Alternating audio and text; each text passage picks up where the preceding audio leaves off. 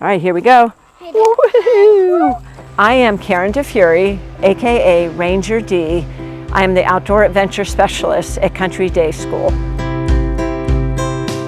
We cross our driveway and we are in the woods.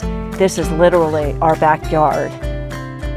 The main philosophy of the program is challenge by choice, so that every child can determine for themselves how they're going to experience outdoor adventure. You might find some kids digging for worms.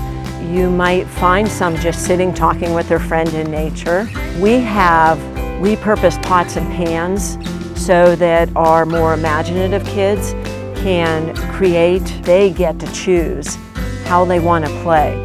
Some choosing to do things that are hard for them, and sometimes failing initially, but developing grit and determination to figure out how to accomplish that goal. It just helps to build that confidence that transfers directly into everything that they're doing in the classroom. There will never be paper, pencil, iPad. They're just coming out to experience nature.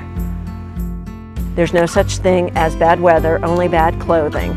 And even that is confidence building and realizing that in their life, they do not have to let the weather dictate their mood, dictate their activity. They can still get outside and participate in any kind of weather.